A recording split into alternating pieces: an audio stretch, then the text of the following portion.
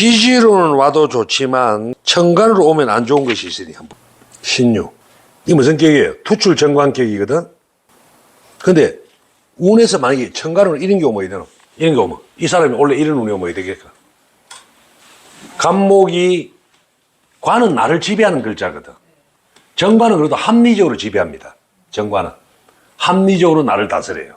근데 편관은 마구잡이로 일간을 조지거든. 그래서 편관이 제일 무섭다는 거야. 이리 오면 이거는 관살 혼자분이 됩니다. 관살 혼자분의 칠살의 영향이 굉장히 큽니다. 이러면 이 사람은 원래 어떻게 될까? 만약에 이 정관격인데 편관이 어떻게 되겠나? 이 사람 어떤 일이 벌어질까?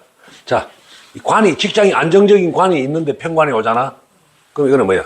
직장 이동, 좌천, 부서 이동 되는 거야. 직업 이동, 좌천, 부서 이동, 또 공권력이 공격, 소송 문제에 휘말린다든지, 다툼이 생기갖고 소송을 한다든지, 요런 일이 벌어질 확률이 높다는 거예요.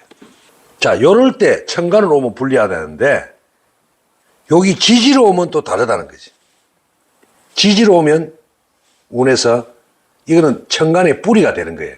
관의 뿌리가 되는 거예요. 다르죠? 새로운 세력이 관살 혼잡으로 나타난 거고, 이거는 지지는 이거의 뿌리거든. 뿌리로 해석한다 이거야. 그래서 운에서 신유를 만나면 정관의 뿌리가 되어 좋다 해놨잖아. 그죠? 그러나 천간으로 경과 신을 만나면 관살 혼잡이 되거나 중관이 된다. 자, 요런 운이 오면 안 되는 거야. 요래, 아니면 요거, 관이 왔단 말이야. 관이 왔는데, 관이 있는데 또 왔단 말이야. 관이 있는데 또 중관의 역할을 한다는 거지. 이런 걸. 같은 정관이 두 개 오는 걸 뭐라나? 중관운이라 합니다. 이럴 때는 좀 부정적으로 보는 경향이 많다는 겁니다. 그래 또 참고적으로 말씀드리는데, 신유수롤에 태어나는 나무들 있잖아요. 해석을 하잖아요. 요럴 때는 말이에요. 하가 와야 돼, 정관으로. 하가 더 좋아. 일단 쇠를 녹여줘야 돼. 이런 글자가 좋아요. 쇠를 녹여야 돼. 식상이 중요합니다. 관살운일 때는. 그 다음에 제격인데 이런 글자가 뭐 이래노? 좋나 나쁘나? 이런 사주가 있다. 내가 그랬지. 수월의 간목이면 불을 피우는 건 좋은데 이 제격은 이거 칠살이잖아. 쟤는 누구를 돕노? 토생금으로 칠살을 돕죠. 이러면 간목을 공격할 가능성이 많습니다. 그래서 가을의 간목은, 제격의 간목은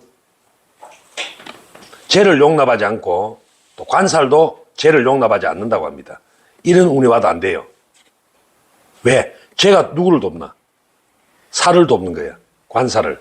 그러면 안 그래도 간목이 바위 틈에 기대고 있거든, 가을에. 근데 도로 쟤가 와고 누구를 돕냐? 나를 돕는 게 아니고 적군을 돕는 거야. 관살을 돕는 거야. 그러면 이 간목이 힘을 잃어버죠.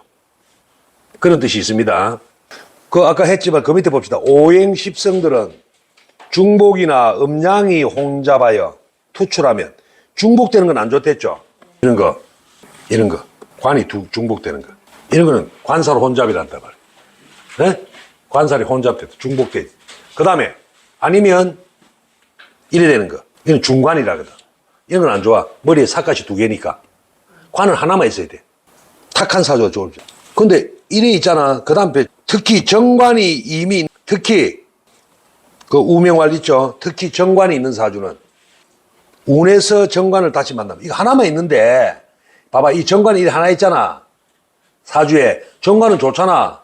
권위와 명예니까. 근데 운에서 이래 오잖아. 운에서 정관을 다시 만나면 나쁘다고 본다. 그거 왜 그러냐? 중관이 되는 불리함 때문에. 관이 두 개 생겨본 거예요. 그럼 이래 되면 이 사람은 원래 직장 상사 문제나 직장 문제로 고민을 하게 되는 거예요. 정관이 또 왔단 말이에요. 이래 해석하는 거예요. 또 다른 직장이 온 거야. 그래서 직장 문제로 고민할 거라고 해석하면 돼. 아니면 직장 상사와의 갈등 관계. 이 정관은 누구예요? 직장 상사 내지 직장이거든. 정관은 인간적 가치가, 이 말이 재밌어. 정관은 인간적이야. 편관은 야성적이고. 다른 말로 하면 야성적이라는 말은 다른 말로 뭐야? 무대뽀라는 거야. 편관은 무대뽀다. 자기 재량이 너무 강한 사람. 독단적이라는 말을 쓰죠. 편관은. 그래서 편관은 뭐라고? 독단적이다. 자기 중심적이다 말이야. 편관의 뜻이. 근데 정관은 뭐야? 인간적 가치가 있라는 거야. 그래서 정관이, 여자 사주에 정관이 있으면 남편이 자기한테 인간적으로 대해주는 거야. 여보, 이거 어떻게 생각해요? 그래서 정관은 이성적, 합리적으로 다스립니다. 근데 우리가 이성적, 합리적이란 말도 전쟁터에서는 통용 안 되죠. 급한데 지금 그런 거 따질 때야? 그럴 때는 평관이 필요한 거예요. 그래서 평관의 무가이라는 거예요. 정관은 평상시에 쓰는 글자들. 그래서 정관은 선비적 기질이 있어요. 이성적, 합리적. 이 정관은 정인하고 이미지가 비슷해. 정인. 식신하고 이미지가 비슷해. 요런 거하고 이미지가 비슷합니다. 그래서 평관은 뭡니까? 독단적이고 자기중심적이잖아. 그게 심하면 뭐가 되나? 독재자가 되는 거야. 독재자. 그래서 평관은 말년이 고독합니다. 독재자라서. 그렇게 구별하시고, 자, 그 교재에 보시면 정관은 인간적 가치관이나 지조 등의 존엄을 나타내는 성정이 있는데 이 말이 중요하죠. 존엄이다. 존엄. 존엄의 신이다. 한마디로 정관은 나라로 따지면 뭐예요? 헌법. 헌법기관이 근무하는 사람이에요. 그럼 나라 녹먹는다 이 말 아이가. 대법원부터. 그래서 판사들이 참 많아. 합리적이고 이성적이고. 그 다음에 안정된 기업. 안정적 기업도 역시 정관입니다. 그래서 이 정관이 있는 사람은 기업을 만들어서 돈을 벌려고 하는 습성이 있어요. 관이 있는 사람은. 기업체를 만들어서 거기서 돈을 만들려고 합니다. 정관이 겁제로부터 도둑놈부터 나를 보호하는, 즉 어떻게 보면 법인화를 하는 거야. 정관은 법인화야. 법인, 겁제로부터 보호하는 거지. 겁제로부터 보호하는 글자거든. 그게 정관이다 말이야. 정관은. 그래서 정관이 있는 사람은 그냥 죄만 있는 사람에 비해서 뭔가 법인화를 만들어갖고 법적 보호를 받으려는 거야. 그래서 정관은 다른 말로 관리 능력을 나타냅니다. 정관은 이런 게 있다. 선생님, 정관이 왜 좋아요? 현실 적응력이 좋아. 현실 적응력. 토론을 좋아합니다. 협작 같은 걸 좋아합니다. 협력 관계. 협력을 잘합니다. 평관은 그게 잘 안 돼요. 독단적이기 때문에. 그런데 이 정관이라는 좋은 글자가 중관이 되면 이런 성정과 역량을 분산시켜 흐려지게 하기 때문이다. 그죠? 그럼 중관은 어디 되노? 하나를 제거해야지. 제거하는 거는 뭐야?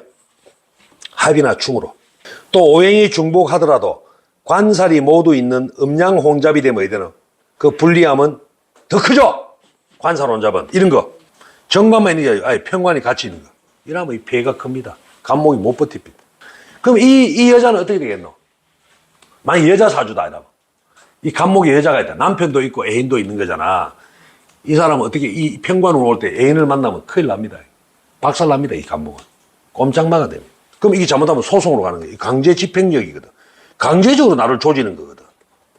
자, 그래서 평관의 의미는 뭔가 강압적으로 나를 조진다고 생각해. 그럼 잘못 만나면 골치 아픈 거야. 계속 그 남자한테 끌려다니는 거예요. 애인한테. 협박을 당하게 돼 있어. 그래서 평관운 때 조심해야 돼. 특히 신약사주. 여자들은. 장동건이가 와도 안 돼. 원빈이가 와도 안 된다고 조심해. 원빈같이 나타나는데 알고 봤더니 도둑놈이었어. 평관운이 올 때.